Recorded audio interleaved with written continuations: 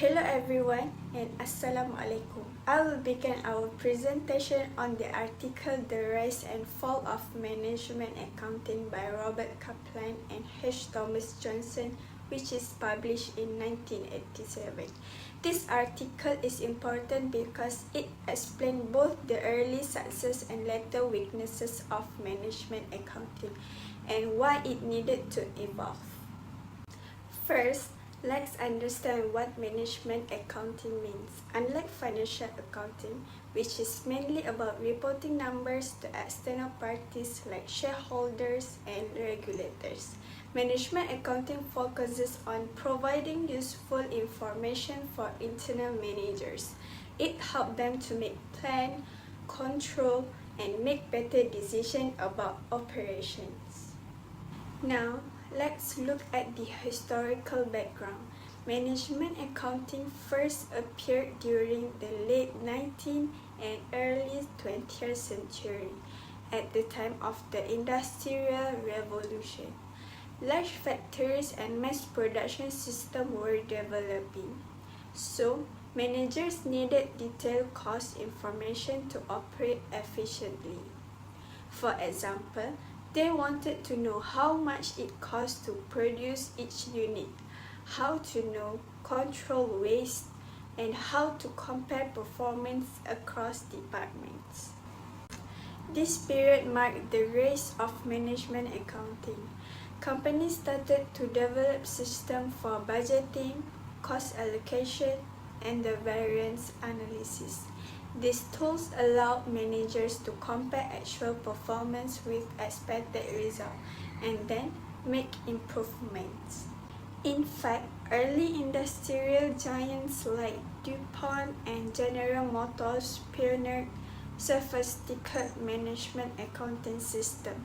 They used this method not only for cost control but also to support strategic business decisions. At this stage, management accounting was seen as highly relevant, timely, and valuable to managers.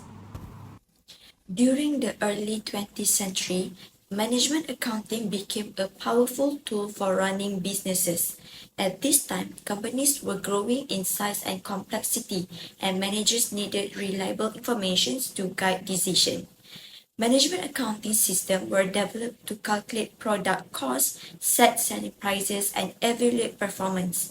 These systems were not just about keeping financial records for external reporting, they were designed to support internal decision making. One of the most important innovations was the use of budgets and standard costing. Managers could set targets in advance and then compare actual results against those targets. This gave them clear feedback on whether operations were running efficiently. If costs were higher than expected, they could quickly identify problems and take corrective action. This practice helped business reduce waste, improve efficiency, and increase profitability. Historical examples make this clear. Companies like DuPont and General Motors developed some of the most advanced systems of the time. At General Motors, managers use accounting information not only to monitor costs but also to make strategic choices, such as deciding which products to expand and how to allocate resources across the organization. DuPont, on the other hand, designed detailed reporting systems that allow its managers to evaluate the performance of different divisions and improve overall coordinations. Because of these developments, management accounting during this period provided timely and relevant information that managers depend on. It played a direct role in guiding business operations and strategies, making it an essential part of how companies competed and grew. Looking back, this era shows how management accounting was once closely connected to the needs of managers, helping them making better decisions, control operation, and achieve greater success. By the middle of the 20th century, Johnson and Kaplan argued that management accounting started to lose its usefulness. In the early days, management accounting was created to help managers plan, control, and make better decisions. But over time, the focus changed. Instead of giving managers information for daily decisions, accounting system became more about preparing reports for outsiders like shareholders, regulators, and auditors. Because of this shift, managers often found the reports less helpful. The problem was that the information came too late, was too general, or did not answer the question managers needed. For example, if a manager received a cost report weeks after the work was done, it was already too late to take the action. The numbers were accurate for reporting, but they were not useful for making quick business decisions. Another issue was that factories and businesses were changing. New technology, automation, and more complex products became common after 1950s, but the accounting system was still based on old methods from the early 1600s. This old system did not capture costs properly in the modern environment. Overheads, for example, were spread across products in a way that often gave the wrong picture.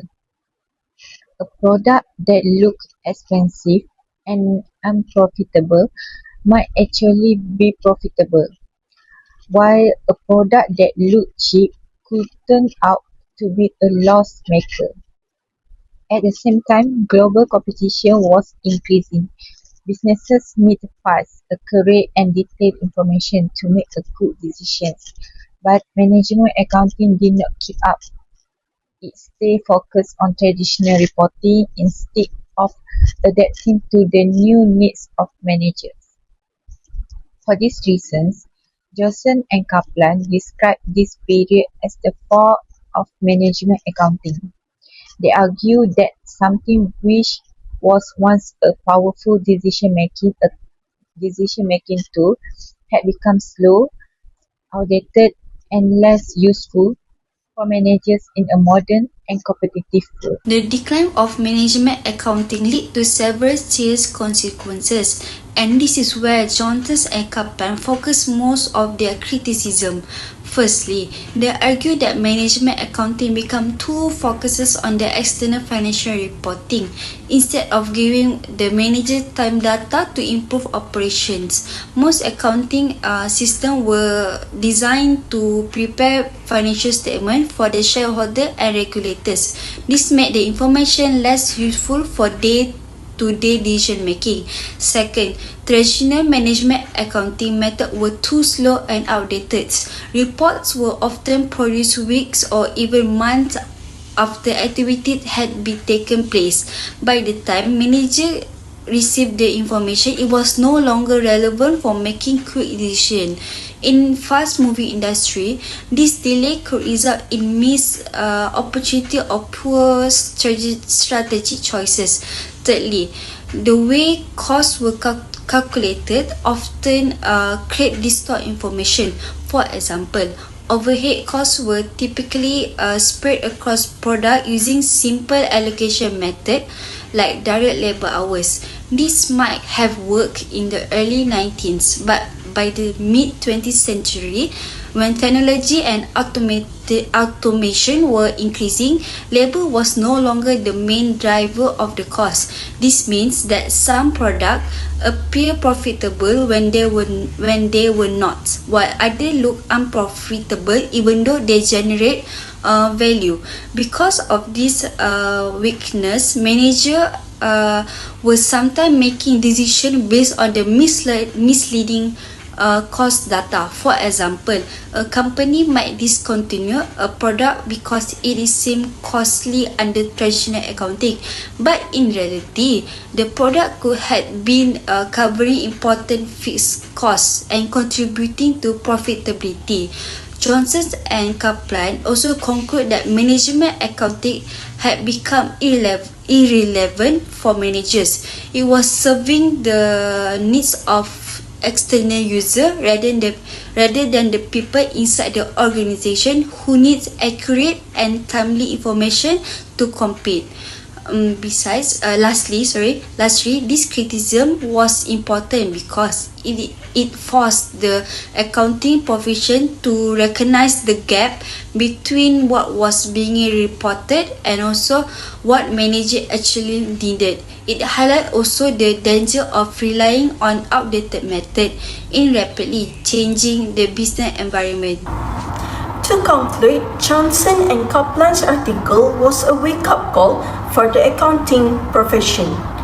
It highlighted how management accounting, which once played a vital role in supporting internal decision-making, had become outdated and less relevant in the face of modern business challenges. The authors emphasizes that management accounting must evolve continuously to meet the changing needs of managers. As businesses become more dynamic and competitive, traditional accounting systems fail to provide timely and useful information for strategic decision making. In response to this concern, several innovations were introduced. First, activity-based costing (ABC) provided more accurate cost allocation. Second, the balanced scorecard expanded performance measurement beyond financial data. Lastly, strategic management accounting encouraged a more forward-looking and competitive approach. Each of these tools aimed to bring management accounting back in line with its original purposes, helping managers make better decisions. In summary, the rise of management accounting brought valuable contributions to business efficiency. Its decline exposed the risk of outdated practices, but its future remains promising as long as it continues to adapt, innovate, and stay focused on the needs of decision makers. That's all from us. Thank you.